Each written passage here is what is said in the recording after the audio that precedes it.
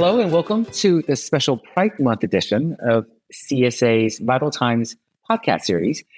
I'm Dr. Ludwig Lin, one of the podcast hosts, and I would like to welcome a very cool group of anesthesiologists for this conversation.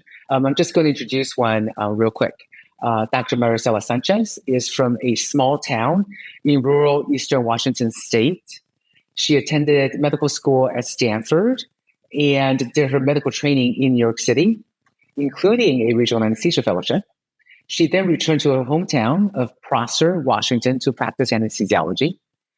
She is a fierce advocate for urban renewal and all things civic, and this year won a seat on the Prosser City Council. Dr. Travis Reece-Nguyen is a pediatric anesthesiologist and the director of LGBTQ plus health at Stanford Anesthesiology. He's an avid gender-affirming perioperative care educator and advocate, and also is the vice chair of the ASA LGBTQ ad hoc committee. Dr. Arthur Chyan was born and raised in Northern California. Hooray.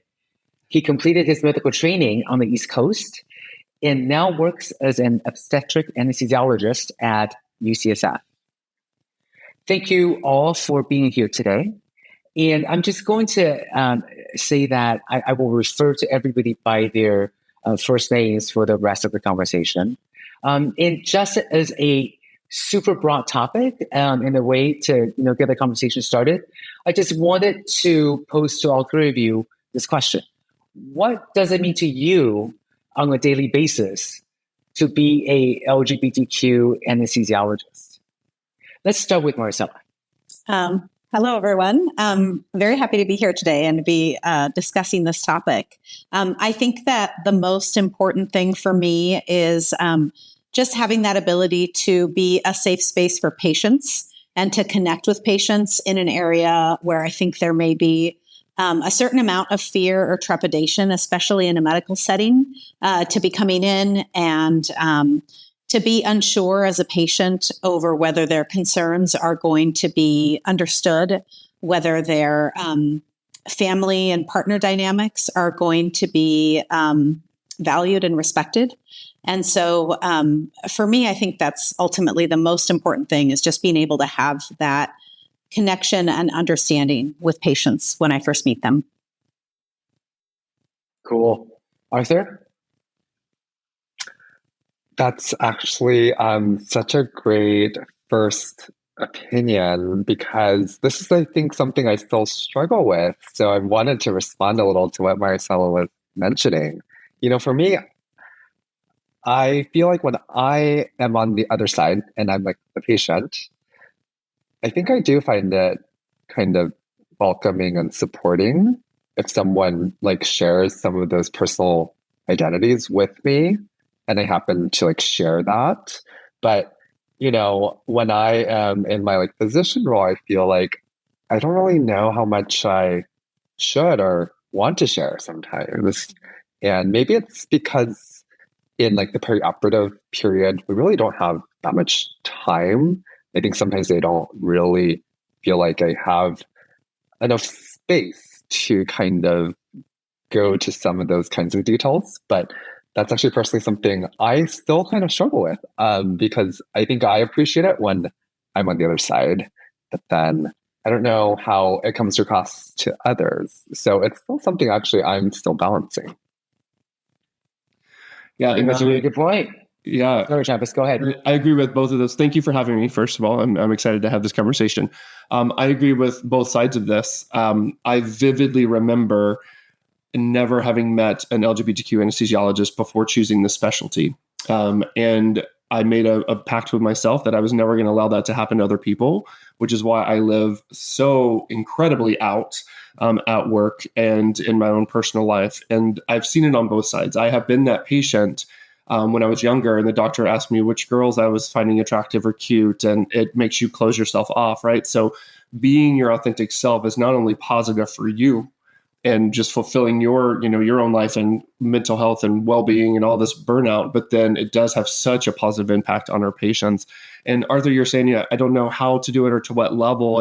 And I agree at the very beginning. I was like, I don't know. Do I walk in and say, hi, I'm Dr. Travis. I use he, him pronouns. I'm really gay. How are you today? No, right? I don't do that. However, I do wear my lanyard that is rainbow and have all the pins on it. And then I have, my watch band and bracelets usually, and sometimes a manicure. But then I also wear a fanny pack that says LGBTQ anesthesiology on it. I mean, there's no question for me. And I find it that way. I walk in and I don't even necessarily have to say anything. And I've had patients, especially my trans patients and their parents, like a parent reached over and touched their son's leg and said, oh, see, it's going to be okay. Right. And I hadn't even said like anything, but it was just me being me and walking in, full on, very out, So that's how I think about it. And that's what it means to me on a regular daily basis. That's great. Yeah. I consider myself part of this very cool group. I'm also the facilitator, so I'm going to try to stay out of the conversation as much as I can. But I kind of totally see Arthur's point. It's like, how do you sort of communicate this to patients? And I'm way older than the rest of you guys, so I've spent a lot more time in the clinical scenario. And when I first started, people are going to laugh, but I was super feisty. I was a trauma ICU faculty at a major trauma hospital in San Francisco. That's not hard to figure out. But I used to wear this like humongous, like, steel like collar. And it was like, you know what, take it or leave it. And I wouldn't do it now, but that was my statement back then. And Arthur, I don't talk much about it, and I'm hoping that people can just sort of sense this, like, authentic, accepting vibe. But who knows? Maybe it's better to be more transparent. I don't have a thought about it. But Travis, you sound like you've thought about it a lot. So what do you think? Yeah, but I think it's also important to acknowledge that I do work in a place that I can do this safely. Right? Both physically safe and psychological safety. Not everybody listening to this podcast might have that opportunity, especially outside of California too, right? So I do acknowledge that, and I'm privileged to be able to be this out at work. But I think just visible signs of support, whether that's a small pride pen or just an ally badge or anything that is small and even silent, and it has to be nothing that you say, I think can still be very, very profound. But yeah, I think it's a hard balance for people to say, how out can I be and be safe and not have any difficulty, whether that's from colleagues or the patients themselves. And I think it's a personal decision for everybody. Are there any things that you guys wish you had done differently?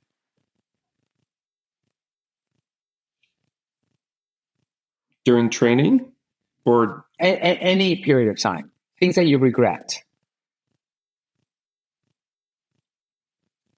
The first thing that comes to my mind, I did med school in Texas, and I got married in Texas, and I do regret being very closeted then. And of course, I was a trainee, so it was a little bit different story, and I became more out and confident as my training level increased, right?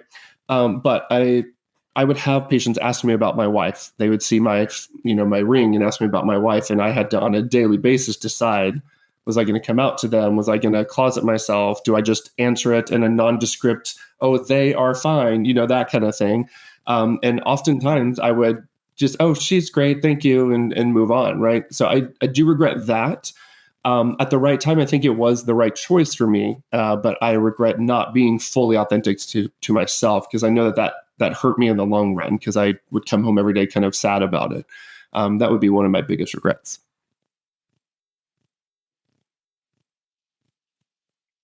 Arthur, Maricela? I would say I'm not sure it's something I regret, because I think in the context, that's just, how I thought was the best approach to things. But one thing I think was unfortunate during my intern year in actually New York City is there were still folks in the department, even like just senior residents who were using like slurs, not just for like this one identity, but in like other forms. And it was just something that people didn't really speak up about. This wasn't even that long ago, which I still find shocking for especially like New York City. But, I think the kind of national discussion has shifted, I think, hopefully a bit since then. But I also have a pretty biased view. I've mostly stayed in metropolitan areas in the States. And for me, I think I've been exposed to a lot of thoughts about like allyship and things like that. And I think actually witnessed some examples of it, but I have a feeling that may not be true in, the majority of the landmass we have in this country. Yeah, I can certainly speak to that as someone who trained, in the San Francisco Bay Area and then in Manhattan, and always had fellow LGBTQ, students, trainees. I was never alone in those situations, and I think that moving back to the place that I grew up in, which is very rural, very conservative, often very religious. We've had some high-profile LGBTQ related Supreme Court cases, like the Arlene's Flower case, which is in the city that I work in, Richland, Washington. And so I felt very aware of that, even just moving back, of like, okay, this is not necessarily going to be friendly turf. How do I navigate situations? And I think that it's been difficult because we work in a busy sort of team environment with lots of different people and lots of conversations going on at once. So I think there can be a difficulty there in deciding, how to pick your battles. Do I jump in and correct somebody who is having a private conversation that I just happen to overhear? How do I assert myself and also defend patients? And it's been a learning process. I've found some great successes in speaking with people privately after the fact, and have had some really great moments with surgeons and their assistants regarding the remarks that were made while a patient's under anesthesia, and then, taking the time afterwards to speak with them in a non-confrontational manner privately, so they're not necessarily being, called out in front of a whole big group of operating room personnel, and just, appealing to their sense of professionalism about the situation, and have had some good results that way. But it is painful sometimes to me to feel like I could be doing more, or that I should be addressing every instance of, inappropriate comments or unfair treatment of people, whether that's patients or other colleagues. Thank you for that. I want to talk about this some more, because I feel like this is really important. This has to do with how all of us feel at the end of the day. How good do we feel about the work we did that day? How good do we feel about ourselves? So it all comes down to the list of priorities that each one of us has. So at the risk of, asking a very, controversial question, like, let me ask you, like, when you are thinking about whether to say something, whether to be really, really controversial, or maybe wait, maybe not speak up, how do you establish that list of priorities? Like, do you step out and think, I am an activist, I am going to fight this to the death, or I am going to make sure that I remain true to myself, whatever that is. I'm going to make sure that I'm at peace at the end of the day. I'm going to make sure that I was this patient's advocate. I'm going to throw that to all of you and see if you have any thoughts about that. Maricela just spoke, so I'm going to get Travis to speak on this. Okay. Again, I think this answer for me has evolved as I've gotten deeper into my position and my attendingdom. Initially, I would not have been nearly as vocal, but now I do so much perioperative teaching of all perioperative staff, nurses, techs, surgeons, about the importance of pronoun use and using correct names and understanding the intricacies of perioperative, gender-affirming care, that I feel like the expectation for me now is to absolutely speak up, no matter what the circumstances are, because that's what I preach, right? And so now that I'm in that space, people know that about me, and I find it a little bit easier to speak up. With all the increased education that we've had, especially at Stanford, I'm very happy that it's becoming less and less necessary to speak up as people are changing their practice. But it still does occasionally happen. And I do, like Maricela said earlier, I do try to figure out if that moment is the right time or if it is after the surgery, depending on how it's going. But I do find often that people will be great with pronouns until the patient's asleep, right? And then they waver a little bit. And so sometimes I'll just gentle reminder, and I'll even say that, hey, everyone, gentle reminder, they use they, them pronouns, and then we'll move on, right? I won't call out somebody specifically, but yeah, it's definitely an evolved answer for me. But now where I am these days, it's very much, I am much more likely to speak up. Arthur? Yeah, I think I've actually been kind of fortunate. I think since I have moved back to California, I don't recall any instances where I feel like I had to speak up about correcting, someone's use of a patient's pronouns or like demeaning terms.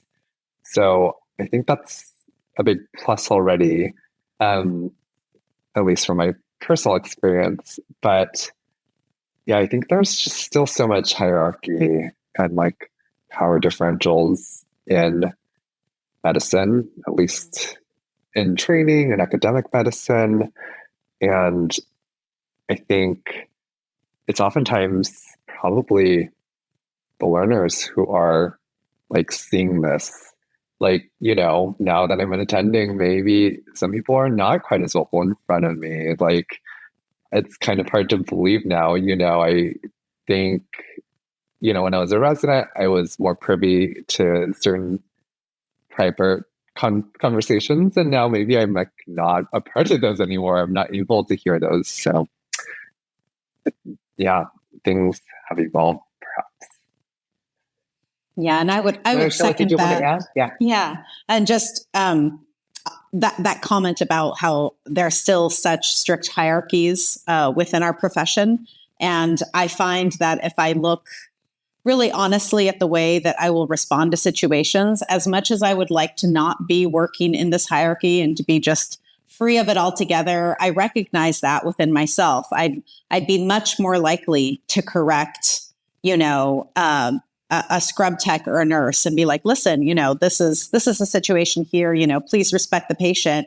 And if it is a colleague of mine in anesthesia or surgery, especially if there are more of them than there are of me, like I will pause and think, do I really want to get into this right now? Is this going to cause a scene? Is this the right space to do this in? Am I going to contribute to an unprofessional atmosphere? And so it is not it is not as easy to step forward, I think, in those cases. And even with, other dynamics that play into this as well, right?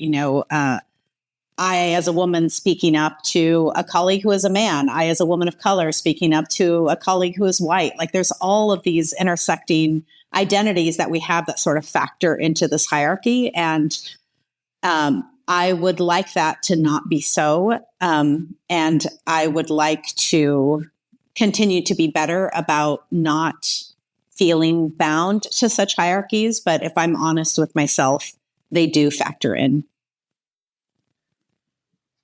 Thank you for that. And actually, Maricela, I wanted to follow up with another question that I think I would love to hear your answer about, and that is to all three of you. So the rest of you start thinking. Do you feel like your visibility and your public pose or persona has changed between the different phases of your training and your career and in different settings? For example, a community hospital, rural Washington versus a blue cosmopolitan area. I would say probably so. I think that I'm, as I've lived in various areas, the way that I present myself physically has changed over time. And so, the kind of clothing that I wore, the way that my hair was styled was different when I lived in metropolitan areas versus how it is now that I live in a smaller town. Part of that is, what sort of hairstylists do I have available to me and what can they do? What can they not do? And some of that is, just that a willingness to be, do I want to be more adventuresome in the way that I am presenting myself? Certainly when I was younger and living in a large city, I did. And I had a lot of fun with that. Now that I'm older and living in a very, very small town, that doesn't seem as much of a priority or as accessible to me. And I think that does factor in the way that people may perceive me just at a glance. I think that when I was younger, people could perceive at a glance that, oh, this is a queer woman, versus maybe now it's like I would have to actively tell them. So I don't know necessarily how then that translates, because, many people know me and know who I am and know, my identity, and some don't until I tell them or somebody else tells them. Well, do you feel like that was a conscious decision, or do you feel like that was just more of a circumstantial thing? Probably, if it can be both, I would say it's both. Okay. Yeah. Okay. That's fair. Mm-hmm. Yeah. Thank you. Okay. How about the two of you? You haven't ventured outside the cosmopolitan area, so but has your identity and the way you choose to present it, has that changed over time? I don't think I personally have.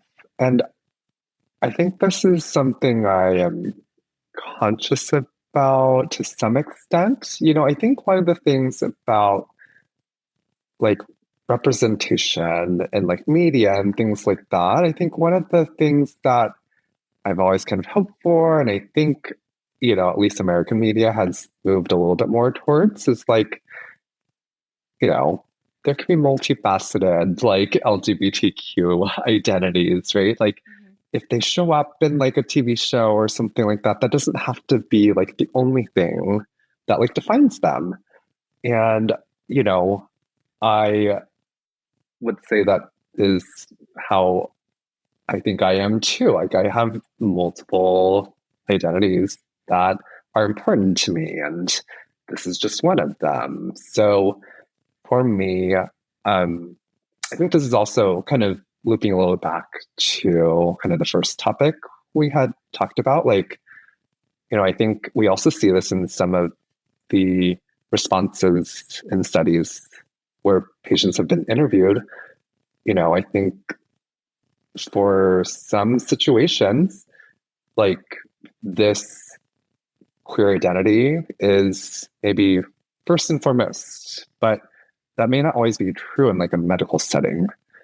And so I think, at least if I'm thinking about how I kind of present myself outwardly at work,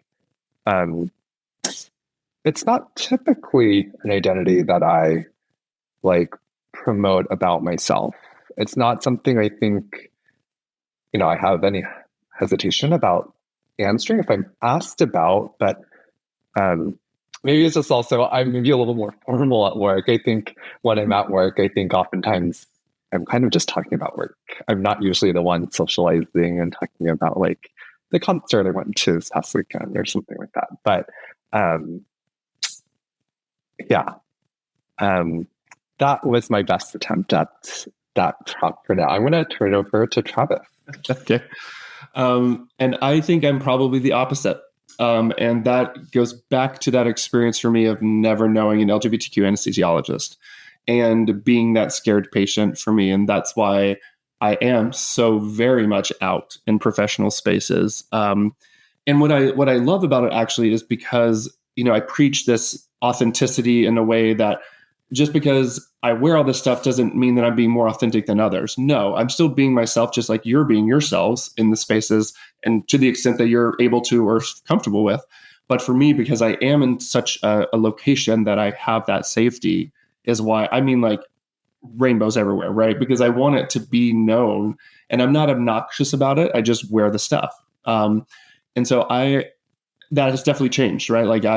I have my fingernails painted often now, right? My daughter started painting her nails. I was like, that looks fun. And so I started painting mine, right? I would have never done that in Texas. I didn't even do that during residency in Washington, right? That was just a Stanford thing. And now I do it all the time and I enjoy that.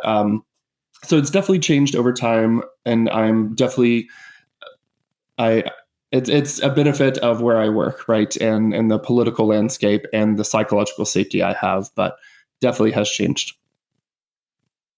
Cool. Yeah. I love all the answers. I think it's just it's a view to each of us. Authentic. Yes, exactly. And to just go to continue on this vein of thinking about the historical perspective, wanted to ask you guys, have you yourselves seen any change in the space of LGBTQ? Maricela, go ahead. All right. So yes, in general, visibility, I think has improved over time, probably in a variety of ways and a variety of places. But I also do think that it's very place specific. And so different places are in sort of different stages of that. I was really grateful as a student to have had so much exposure and open discussion about both LGBTQ providers as well as patients and patient needs very early on as a medical student. And so I think that was something that was very normalized for me early on in my medical training. I will say that where I practice now, which is, a more rural part of the country, that those we're back a few years compared to some other locations in this country. And so there's definitely opportunity for improvement there. I like that. It's an opportunity. Okay. Arthur, Travis? Okay. I think I've noticed two areas of improvement. And I think one of them, and is a shout out to ASA leadership, because they, this past year said ASA acknowledges LGBTQ patients are increasing as well as our workforce. And we are kind of behind the ball, and which is why they approved the ad hoc committee. And one of the biggest things with the committee is trying to formalize more nationwide networking, because we do have LGBTQ anesthesiologists all over the place. We just don't know each other. And I don't expect to know every single person in the country. However, we're just so siloed and we can feel alone often. And so really working on building that national network so we can know where people are, and also help the mentees and people coming in or they're interested in anesthesia, being able to say, oh, well, we do have somebody in rural Washington. We have these other people over here and they trained here, et cetera. So I want to give a shout out there, because I think that has really changed the face of how we're looking at recruitment as well as patient education. And this past year at San Francisco for the ASA, we had our mixer, and we had right around 200 people come to the mixer, and over 65% of them were trainees. It was incredible to see so many people engaged in anesthesiology and that are queer themselves. And then the other thing that I think is worth mentioning is I think LGBTQ education in general has increased just at the med school level over the past few years. Because I remember anytime we were learning about LGBTQ stuff, quote unquote, it would say, a 21-year-old homosexual man, and you didn't read the rest of the question. You went down to the bottom and you circled HIV. Like, that is how it was taught to us. And now things are a lot more nuanced, less discriminatory. And so I think the shape of LGBTQ education for the newest doctors is changing. And I'm really, really excited to see how that plays out in anesthesia. Yeah, I agree. I think the medical students I teach are just at a completely different level. I think when it comes to awareness and like support for their peers, I think the future is bright. I think for those of us who are already in the field, I think I've seen a lot of changes, and maybe again that's because I'm in California now and things are kind of different than what I was seeing in New York or Boston. But I think there's also just more folks that I've met here who are LGBTQ, and I definitely was not as aware of as many colleagues at my prior institutions. I agree with you, Arthur. I think the future is very bright. I said this before in this podcast, so I don't feel embarrassed about saying it again. I'm way older than you guys. And when I was coming through UCSF medical school, I was very ambitious, be honest about that as well. And I would look around me during my clinical rotations, and there were very few LGBTQ attendings. They were not in leadership positions. There were a couple, and then all the LGBTQ medical students would definitely know exactly who they were. And I just wasn't, how people talk about how you can't be what you can't see. So I just wasn't sure that was going to be something that was attainable for me, unless I was like a super unicorn, in addition to being just, hey, any random unicorn. I just didn't know if I could make it. And I feel like that has changed so much. There are plenty of examples of, highly accomplished LGBTQ academic leaders now everywhere. There are plenty of trainees, like you guys said. And I think that's amazing. I came through a time when you just didn't talk about this stuff and you just felt like, that just wasn't meant for you. So I am just so impressed by this. And I have an additional perspective in that I've also worked in community practice. And at least for me, Maricela, you could, differ on this. But for me in the Bay Area, I almost feel like, in a way, that environment is almost more advanced and more accepting compared to the academic environment, in that in community hospitals, you're all just trying to get the best work done most times. And in that arena, there are plenty of LGBTQ people. And that's just kind of what is part of your life fabric when you got out of your work. So you would talk about it, and it's just like everything else that everybody else does. So, I think it's different experiences. Anyways, enough of that one. I wanted to ask you the next question, which is, what are the three of you the most proud of in your professional arc from this LGBTQ perspective?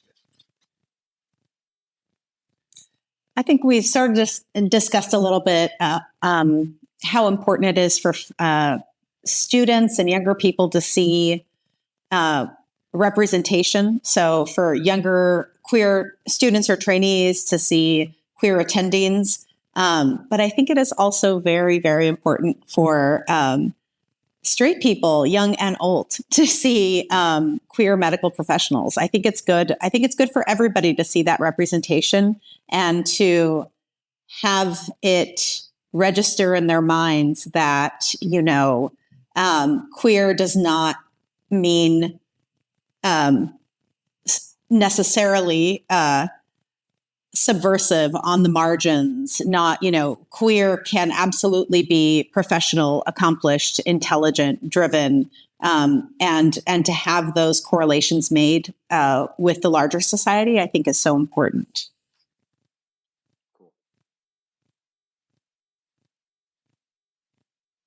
I think for me, the moments where I felt like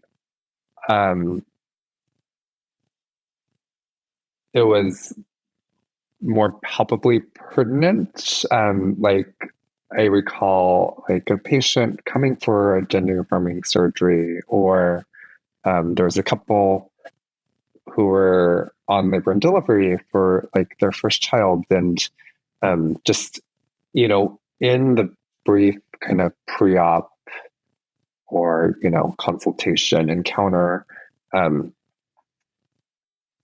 I can't recall exactly what kind of clues led to me wanting to share my identity with them, but I think it added a lot. So I think in those moments it did help those people I met in this opportune setting feel more supported and safer. So I think just kind of on an individual basis, that's something that I'm happy it did. That's perfect, because that is what anesthesiologists do, is really provide that human interaction bridge to these patients who are super scared. So I think that's really powerful. Thank you for reminding us of that. Travis, what about you? I think what I'm most proud of at this point so far in my career is really pushing the national narrative about gender affirming care and LGBTQ inclusion in the perioperative space. I admittedly have been handed many opportunities, and I'm very thankful for that. And I take them and I run marathons with them as much as I can, because I do, again, I didn't have that, right? And I just want to push where I can, make it better where I can. That's the Eagle Scout in me, right? Make it better than the way you found it. And really pushing both education, but pushing the advocacy side of it, pushing things that hopefully will have lasting impact, not only in our current generation, but the folks coming behind us. So yeah, when I look back, am I tired? Mm-hmm. But do I feel really fulfilled and very honored and just very excited to work on this stuff? Absolutely. It's my absolute passion. And I'm just really happy I've had the opportunities that I've had. Cool. I like that. Thanks. I wanted to circle back to what Arthur had just said, that the future is bright. Yep. And I wanted to get all three of you to elaborate a bit on that. What are some of your hopes for the future? Let's start with Arthur, since you're the one who invoked it. I think for me, as part of a disclosure, I am working with Travis on some projects to push for maybe improved care for this patient population in our field. But another thing that's really important for me is people in other countries who may not have quite as many of these kinds of supportive spaces. So I think that's something that I'm personally going to try to work a little bit more towards. I think that's a little bit nebulous still. I think I have to probably do a little bit more just locally first, but that's probably something I hope I can delve into in the future. Sounds great. The rest of you?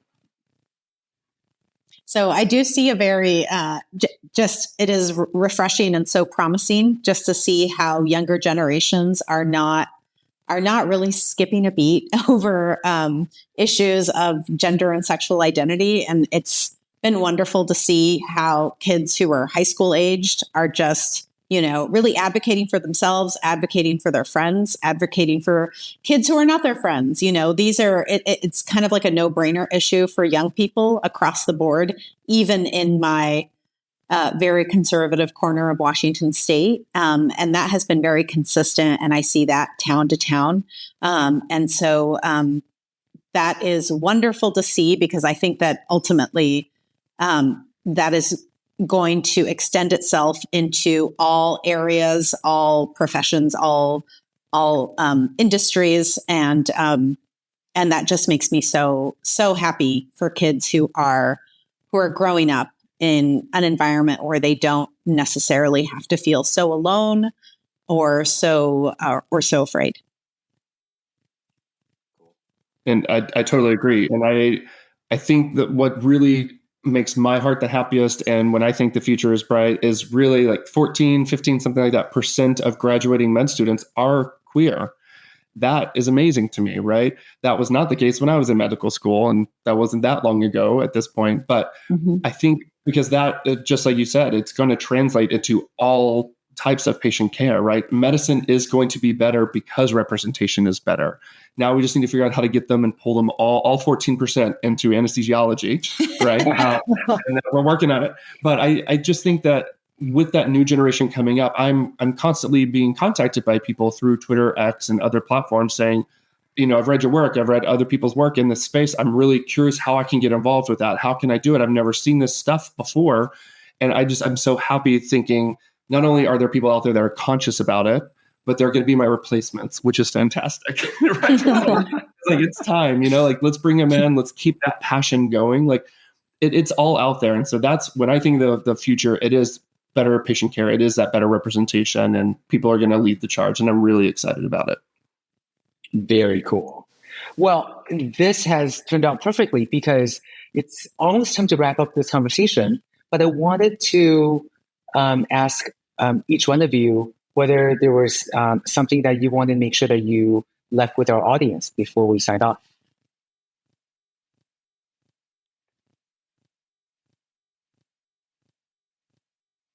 I like to think we covered things pretty thoroughly. So, yeah. I will say, as having just returned from an event before joining all of you here on this podcast, I just returned from an event for a local candidate who's running for state representative, who is openly queer herself, and to be able to go and support her in that way has been it is a great feeling, and it's energizing.